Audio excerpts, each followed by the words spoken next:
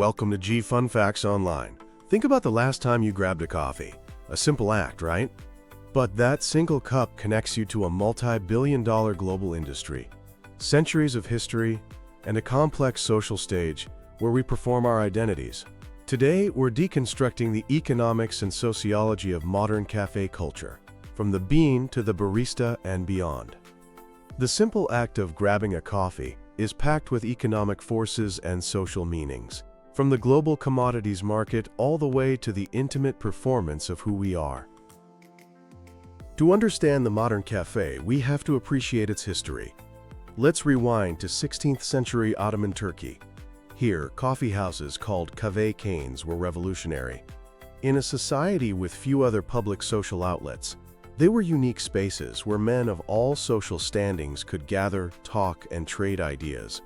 Their egalitarian nature made them hotbeds for intellectual and political debate, so much so that authorities sometimes viewed them as potential centers of rebellion. This idea of the cafe as a public sphere was famously analyzed by sociologist Jürgen Habermas.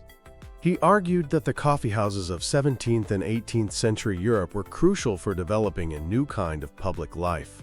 In London, they were nicknamed penny universities because for the price of a coffee, you gained access to a world of rational, critical debate.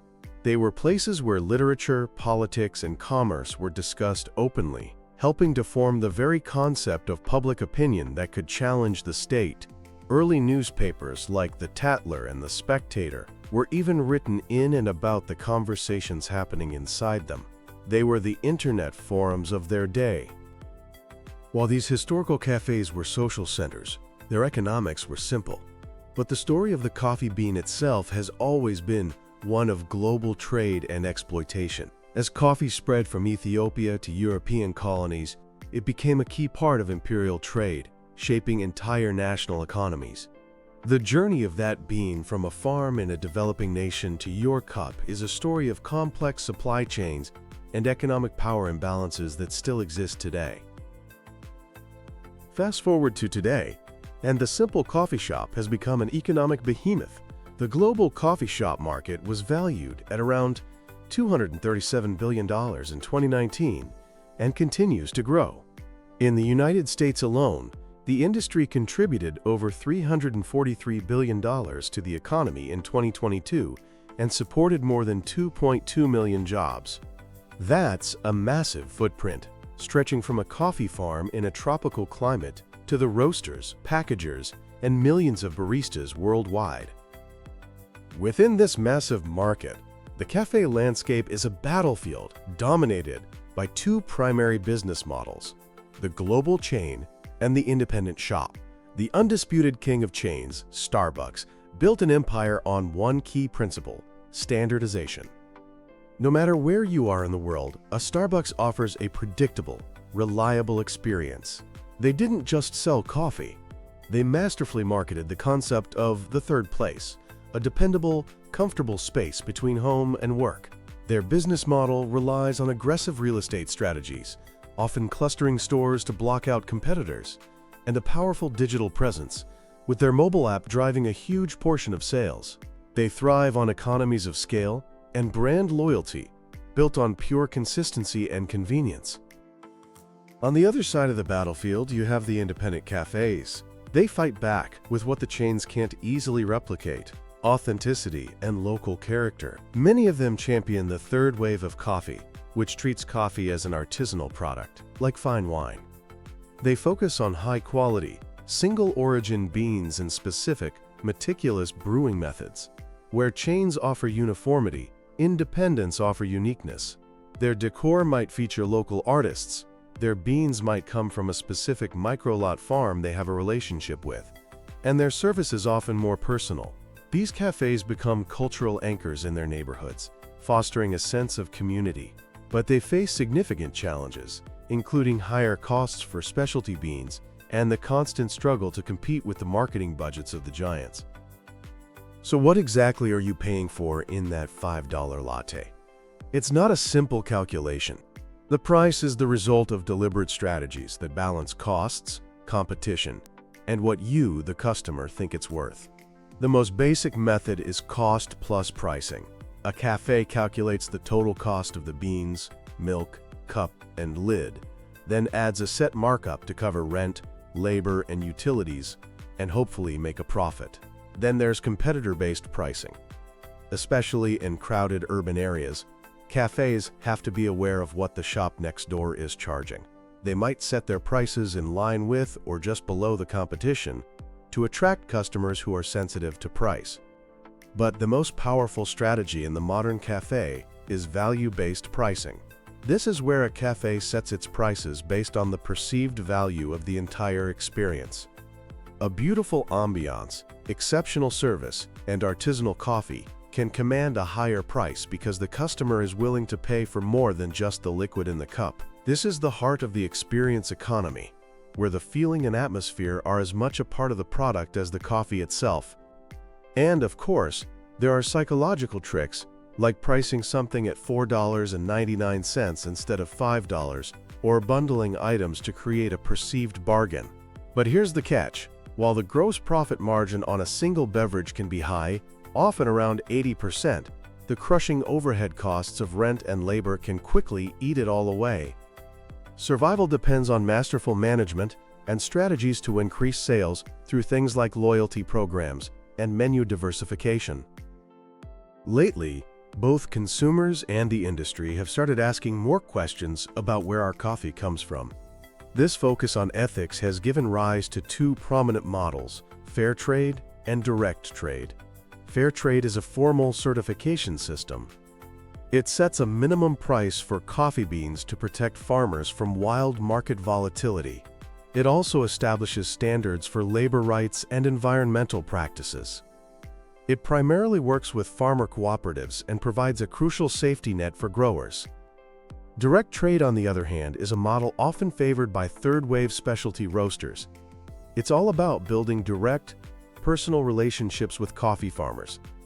By cutting out the intermediaries, roasters can often pay farmers significantly higher prices, sometimes 25% more than fair trade, based on the exceptional quality of their beans. This fosters transparency and collaboration on improving quality. However, there's a critical perspective on these models. Even in the high-end specialty market, the majority of the financial value is still created and captured at the consumption end, through branding, marketing, and the creation of imaginative value by tastemakers in wealthy countries. The smallholding farmer who grew the bean often sees the smallest slice of the final price.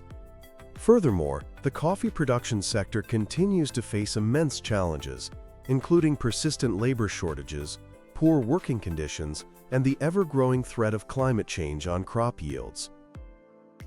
Now, let's shift from the global economics to the local sociology. Cafes are powerful social institutions. The most influential concept for understanding their social role is the third place, a term coined by urban sociologist Ray Oldenburg. Oldenburg argued that for a healthy public life, people need a place beyond the private realm of home, which is the first place, and the structured world of work, the second place. Third places are informal public gathering spots. They are neutral ground, where social status is less important. Conversation is the main activity. They are accessible and populated by regulars who give the space its character. Think of the bar in the TV show Cheers. Modern cafes, especially independent ones, strive to fulfill this role. They act as extended living rooms for people in small apartments, informal offices for remote workers, and neutral territory for first dates.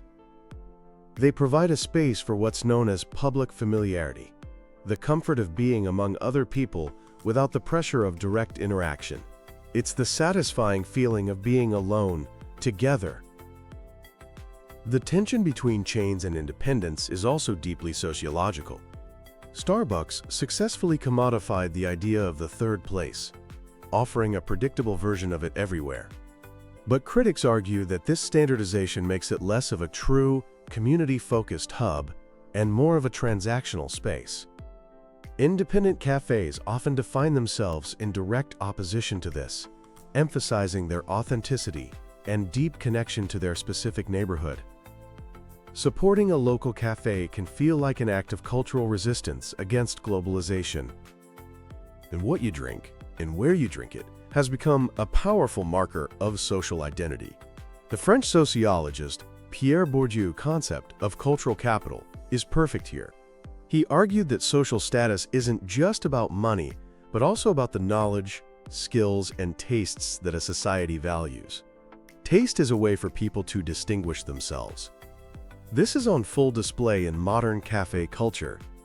Choosing an independent third-wave shop and ordering a single origin pour-over demonstrates a certain kind of cultural capital. It signals knowledge about coffee's origin, processing methods, and artisanal quality. It's a form of self-expression through consumption. A complex, customized Starbucks order, once a luxury, is now seen more as an affordable luxury, but it's still a performance of taste and status. This leads us to a more complicated issue: gentrification. The arrival of a high-end, artisanal cafe in a low-income neighborhood is often seen as one of the first and most visible signals of impending change. These spaces, with their minimalist furniture, curated music, and higher price points, are designed to cater to the tastes of a new, incoming middle class. And so, while they may claim to be community hubs, their specific aesthetic and pricing can feel exclusive to existing residents, subtly reinforcing social class inequality. Finally, we have to talk about the digital dilemma. The provision of free Wi-Fi transformed cafes into de facto co-working spaces, a trend supercharged by the rise of remote work. This created a new business model, attracting a steady stream of laptop hobos who might stay for hours. But the sociological impact is hotly debated. On one hand, technology seems to foster public privatism, where individuals are physically present in a social space but are mentally sealed off in their own digital worlds. This has led to the critique that cafes are becoming less social, challenging their status as true third places. However, other research suggests this narrative is too simple. It argues that what may look like isolation is often a new form of sociality. People are connecting with friends online, reading blogs, or engaging with digital communities. From this perspective, technology doesn't just detract from the physical space, it augments it. The cafe becomes a hybrid space, a physical anchor for a life lived across both physical and digital worlds. It allows people to feel the ambient social buzz of the cafe while remaining productive or connected to their own networks. In conclusion, the modern cafe is a microcosm of our contemporary world. It is a node in a vast global economic network, linking a farmer in Colombia to a consumer in Copenhagen through a complex chain of trade, branding, and finance. It is a business fighting for profitability, balancing the costs of rent and labor with the need to create a valuable experience. Simultaneously, the cafe is a deeply social space. It is the inheritor of the 18th century penny university, a place for discourse. It is the embodiment of the third place, a vital anchor for community. It is a stage where we perform our identities, signal our social status, and negotiate our relationship with technology. From the politics of the public sphere to the economics of a $5 latte, the cafe has always been more than just a place to drink coffee. It is a space where economic value and social meaning are brewed together, creating a rich and complex blend that continues to shape our modern lives. Thanks for listening to G Fun Facts Online.